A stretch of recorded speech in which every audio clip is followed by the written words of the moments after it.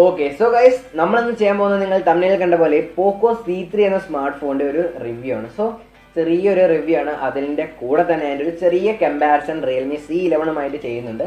അതായത് ഈ ഒരു പ്രൈസ് റേഞ്ചിൽ അടിപൊളി സ്മാർട്ട് ഫോൺ തന്നെയാണ് ഈ ഒരു സ്മാർട്ട് ഫോൺ എന്ന് പറയുന്നത്. സോ നമുക്ക് ഈ ഒരു സ്മാർട്ട് ഫോണും Realme C11 എന്ന സ്മാർട്ട് ഫോണും തമ്മിലുള്ള ചെറിയ കമ്പാരിസൺ വീഡിയോയിലേക്ക് കടക്കാം. സോ നിങ്ങൾ ചാനൽ ആദ്യമായി കാണുന്നെങ്കിൽ ദയവായി ലൈക്ക് ചെയ്യുക, ഷെയർ ചെയ്യാൻ, സബ്സ്ക്രൈബ് ചെയ്യാൻ, സൈഡിൽ ബെൽ ബട്ടൺ ഞെക്കി പിടിച്ചേക്കുക. എന്നാലും ഞാൻ അപ്ലോഡ് ചെയ്യുന്ന വീഡിയോസ് നിങ്ങൾക്ക് ഡെയിലി കിട്ടുകയുള്ളൂ. നമ്മുടെ 5K ഗീവേയിൽ നിങ്ങൾ പങ്കെടുക്കണമെങ്കിൽ തീർച്ചയായും താഴെ കമൻറ്റ് ചെയ്തേക്കുക ആൻഡ് മാക്സിമം ഷെയർ ചെയ്യുക. എന്നാലൊരു 5K സബ്സ്ക്രൈബേഴ്സ് ക്രോസ് ചെയ്യുമ്പോഴത്തേക്കും നമ്മുടെ ഈ ഒരു ഗീവേ നിങ്ങൾക്ക് നൽകാൻ സാധിക്കുകയുള്ളൂ. ആൻഡ് ഗൈസ്, എൻ്റെ പേര് ഭരത്, നിങ്ങൾക്കാണ് ടെക് ടോക്സ് ML. സോ നമുക്ക് ഡയറക്റ്റ് വീഡിയോയിലേക്ക് കിടക്കാം.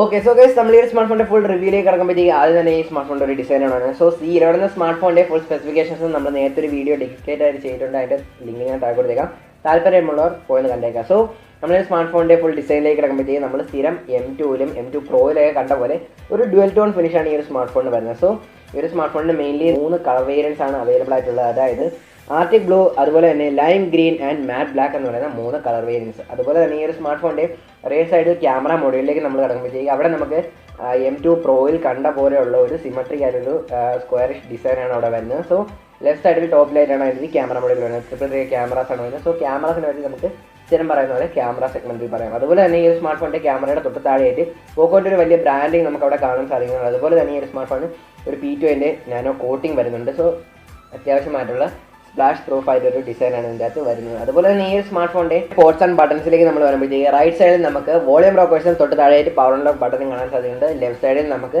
സ്ഥിരം കാണുന്ന പോലെ ഒരു ട്രേ ആണ്, സിം ട്രേ ആണ് കാണാൻ സാധിക്കുന്നത്. അവിടെ നമുക്ക് 2 സിം കാർഡും ഒരു മെമ്മറി കാർഡും ഉപയോഗിക്കാൻ സാധിക്കുന്നുണ്ട്. സോ ഈ ഒരു സ്മാർട്ട് ഫോണിൽ നമുക്ക് 512 GB വരെയാണ് അതിൻ്റെ ഇൻറ്റേർണൽ മെമ്മറി ഒരു മെമ്മറി കാർഡ് ഉപയോഗിച്ച് എക്സ്പാൻഡ് ചെയ്യാൻ സാധിക്കുന്നത്. അതുപോലെ തന്നെ C11 നമുക്ക് 256 GB വരെ മാത്രമേ എക്സ്പാൻഡ് ചെയ്തുകൊണ്ട് സാധിക്കുന്നുണ്ടായിരുന്നുള്ളൂ. അതുപോലെ തന്നെ C3യുടെ ടോപ്പിലേക്ക് നമ്മൾ പോകുമ്പോഴത്തേക്ക് അവിടെ നമുക്കൊരു 3.5 mm ഓഡിയോ ജാക്ക് കാണാൻ സാധിക്കുന്നുണ്ട്. അവിടെ നമുക്ക് സെക്കൻഡ് ആയിട്ടൊരു മൈക്രോഫോൺ ലഭിക്കുന്നില്ല. തൊട്ട് താഴേക്ക് നമ്മൾ വരുമ്പോഴത്തേക്ക് അവിടെ നമുക്ക് കാണാൻ സാധിക്കുന്നത് ഒരു മൈക്രോ USB പോർട്ട്, അതുപോലെ തന്നെ ഒരു സ്പീക്കർ ഗ്രിൽ, അതുപോലെ ഒരു പ്രൈമറി മൈക്രോഫോണുമാണ്. സോ അത് ഞാൻ പറഞ്ഞ പോലെ ഒരു സെക്കൻഡറി മൈക്രോഫോൺ ഈ ഒരു സ്മാർട്ട് ഫോണിന് കിട്ടുന്നില്ല. സോ അതൊരു ഡിസഡ്വാൻറ്റേജ് ആണ്. അതുപോലെ തന്നെ ഈ ഒരു സ്മാർട്ട് ഫോണിന് IR ബ്ലാസ്റ്ററും കിട്ടുന്നില്ല. സോ സ്ഥിരം പോക്കോ ഡിവൈസിൽ, അതുപോലെ തന്നെ ഷവമി ഡിവൈസിൽ കണ്ടുവരുന്നതായിരുന്നു IR ബ്ലാസ്റ്റർ. സോ ഈ ഒരു സ്മാർട്ട് ഫോൺ അത് കിട്ടുന്നില്ല. സോ അത് ഡിസഡ്വാൻറ്റേജ് ആയിട്ട് കണക്കാക്കാൻ കഴിയില്ല, എന്നാലും നമുക്ക് വേണമെങ്കിൽ ഒരു ഡിസഡ്വാൻറ്റേജ് ആയിട്ട് കണക്കാക്കാം. സോ അതുപോലെ തന്നെ അടുത്തായിട്ട് വരുന്ന ഈ ഒരു സ്മാർട്ട് ഫോണിൻ്റെ ഡിസ്പ്ലേ ആണ്. സോ ഈ ഒരു സ്മാർട്ട് ഫോണിൽ നമുക്ക് കാണാൻ കഴിയുന്ന ഒരു 6.53 ഇഞ്ചിൻ്റെ ഒരു HD+ ഡിസ്പ്ലേ ആണ്. 20:9 ആണ് ഇതിൻ്റെ ഒരു ആസ്പെക്ട് റേഷ്യോ എന്ന് പറയുന്നത്. അതുപോലെ തന്നെ ഈ ഒരു സ്മാർട്ട് ഫോണിന് TUVയുടെ ഒരു സർട്ടിഫിക്കേഷൻ കിട്ടുന്നുണ്ട്. അതായത് ഈ ഒരു സ്മാർട്ട് ഫോൺ നമ്മൾ ഇരുട്ടത്ത് വെച്ച് ഉപയോഗിച്ചാൽ നമ്മളെ റെറ്റിനയ്ക്കൊന്നും വലിയ രീതിയിലത്തെ കേടുപാടുകൾ സംഭവിക്കില്ല എന്നൊരു സർട്ടിഫിക്കേഷനാണ് TUV. അതുപോലെ തന്നെ C11ലേക്ക് നമ്മൾ കിടക്കുമ്പോഴത്തേക്ക് അവിടെയും നമുക്കൊരു 6.5 ഇഞ്ചിൻ്റെ ഒരു ഇതിനെ കമ്പയർ ചെയ്യുമ്പോൾ ചെറിയൊരു ഡിസ്പ്ലേ ആണ്. അതുപോലെ തന്നെ ഒരു TUVയുടെ സർട്ടിഫിക്കേഷനൊക്കെ അവിടെ നമുക്ക് കിട്ടുന്നുണ്ട്. സോ അതുപോലെ തന്നെ C3യുടെ ഒരു പെർഫോമൻസ് ബേസിലേക്ക് നമ്മൾ കിടക്കുമ്പോഴത്തേക്ക് അല്ലെങ്കിൽ പ്രോസസ്സറിലേക്ക് നമ്മൾ കിടക്കുമ്പോഴത്തേക്ക് C3യിലും അതുപോലെ തന്നെ റിയൽമിയുടെ C11ലും സെയിം പ്രോസസ്സറാണ് വരുന്നത്. അതായത് മീഡിയടെക്കിൻ്റെ ഹീലിയോ G35 എന്ന് പറയുന്ന ഒരു പ്രോസസ്സർ. സോ അവിടെ ഒരു ഹൈപ്പർ എഞ്ചിൻ്റെ സപ്പോർട്ട് 2 സ്മാർട്ട് ഫോണിലും വരുന്നുണ്ട്. ബട്ട് സ്പെസിഫിക്കേഷൻസ് സെയിം ആയതുകൊണ്ട് പെർഫോമൻസ് സെയിം ആവണമെന്നില്ല. കാരണം ഞാൻ അവസാനം പറയുന്നത്. അതുപോലെ തന്നെ ഈ ഒരു സ്മാർട്ട് ഫോണിൻ്റെ അടുത്തൊരു സ്പെസിഫിക്കേഷനായി ഇതിൻ്റെ ഒരു ബാറ്ററിയിലേക്ക് നമ്മൾ കിടക്കുമ്പോഴത്തേക്ക് ഈ ഒരു സ്മാർട്ട് ഫോണിൽ നമുക്ക് കാണാൻ സാധിക്കും ഒരു 5000 mAh ഒരു വലിയ ബാറ്ററിയും അതുപോലെ തന്നെ 10 വാട്ട്സിൻ്റെ നോർമൽ ചാർജിങ്ങുമാണ്. സോ അതുപോലെ തന്നെ C11 നമുക്ക് കാണാൻ സാധിക്കുന്നത് 5000 mAh വലിയ ബാറ്ററിയും ഒരു 10 വാട്ട്സിൻ്റെ നോർമൽ ചാർജിങ്ങുമാണ്. അതുപോലെ തന്നെ അടുത്തതായിട്ട് വരുന്ന ഈ ഒരു സ്മാർട്ട് ഫോണിൻ്റെ ക്യാമറാസാണ്. സോ C3യിൽ നമുക്ക് കാണാൻ സാധിക്കുന്നത് ഒരു ട്രിപ്പിൾ റിയർ ക്യാമറാസ് ആണ്. അതായത് 13 മെഗാപിക്സലിൻ്റെ പ്രൈമറി സെൻസർ, അതുപോലെ തന്നെ ഒരു 2 മെഗാപിക്സലിൻ്റെ മാക്രോ സെൻസറും, അതുപോലെ തന്നെ ഒരു 2 മെഗാപിക്സലിൻ്റെ ഡെപ്ത് സെൻസറുമാണ്. സോ ഈ ഡെപ്ത് സെൻസറിന് പകരം ഒരു അൾട്രാവൈഡ് സെൻസർ ആണെങ്കിൽ കുറച്ചുകൂടി നന്നായിരുന്നു. അതുപോലെ തന്നെ നമുക്ക് C11ലേക്ക് കിടക്കുമ്പോഴത്തേക്ക് അവിടെ 13 മെഗാപിക്സലിൻ്റെ പ്രൈമറി സെൻസറും 2 മെഗാപിക്സലിൻ്റെ ഡെപ്ത് സെൻസർ മാത്രമേ അവിടെ കിട്ടിയിട്ടുണ്ടായിരുന്നുള്ളൂ.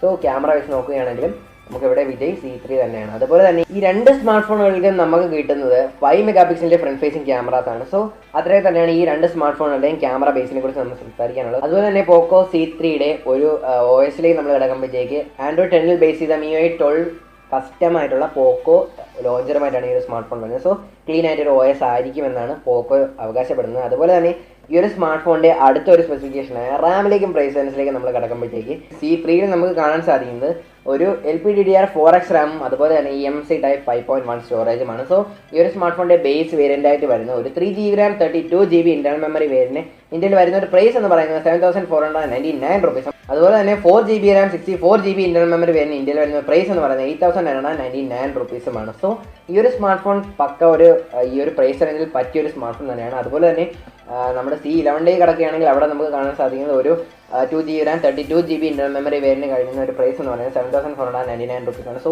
അതിനെ വെച്ച് നോക്കുകയാണെങ്കിൽ കുറച്ചുകൂടി നല്ല രീതിയിൽ പെർഫോമൻസ്, ഗെയിമിംഗ് പെർഫോമൻസ് ആവട്ടെ, അതുപോലെ തന്നെ ക്യാമറ പെർഫോമൻസ് ആവട്ടെ, ബാറ്ററി എഫിഷ്യൻസി ആയിരിക്കട്ടെ, എല്ലാത്തിനും ഒരു കുറച്ചുകൂടി ബെറ്റർ ആയിട്ട് വരാൻ പോകുന്നത് C3 തന്നെയാണ്. സോ അതുപോലെ തന്നെ സ്മാർട്ട് ഫോണിന്റെ ഫസ്റ്റ് സെയിൽ വരാൻ പോകുന്നത് ഒക്ടോബർ 16 12 മണിക്കാണ്. ഫ്ലിപ്കാർട്ടിലാണ് ഇതിന്റെ സെയിൽ വരാൻ പോകുന്നത്. അതുപോലെ തന്നെ ഈ ഒരു സ്മാർട്ട് ഫോണിൽ നമുക്ക് രണ്ടെണ്ണത്തിലും ഫിംഗർ പ്രിന്റ് സ്കാനർ കിട്ടുന്നില്ല. സോ ഈ ഒരു പ്രൈസ് റേഞ്ചിൽ നമുക്ക് ഒരിക്കലും കംപ്ലയിൻറ്റ് ചെയ്യാൻ കഴിയാത്തൊരു സംഭവമാണ് ഈ ഒരു ഫിംഗർ പ്രിന്റ് സ്കാനർ വന്നത്. സോ അതൊരു വലിയ കാര്യമായിട്ട് കണക്കാക്കേണ്ട കാര്യമില്ല. ഫേസ് അൺലോക്ക് ഫീച്ചർ ഈ ഒരു സ്മാർട്ട് ഫോണിൽ വരുന്നുണ്ട്. സോ ഇതൊക്കെ തന്നെയാണ് ഈ സ്മാർട്ട് ഫോണുകളുടെ ഒരു റിവ്യൂ ആയിട്ട് പറയാനുള്ളത്, അല്ലെങ്കിൽ ഒരു ചെറിയ കമ്പാരിസൺ ആയിട്ട് പറയാനുള്ളത്. സോ അത്യാവശ്യം ഈ ഒരു കുറച്ച് നാളുകൾ, അതായത് ലോക്ക്ഡൗൺ തുടങ്ങിയ തൊട്ട് ഇത്രയും നാൾ വരെ ഈ ഒരു പ്രൈസ് റേഞ്ച് കൈയടക്കി വെച്ചിരുന്നത് C11 തന്നെയായിരുന്നു. സോ ഓരോ സ്മാർട്ട് ഫോണുകൾ പുതുതായിട്ട് വരുമ്പോഴത്തേക്ക് ആ പ്രൈസ് റേഞ്ചിലേക്ക് കുറച്ചുകൂടി സ്പെസിഫിക്കേഷൻസ് കൊണ്ടുവരും. So that is quite natural.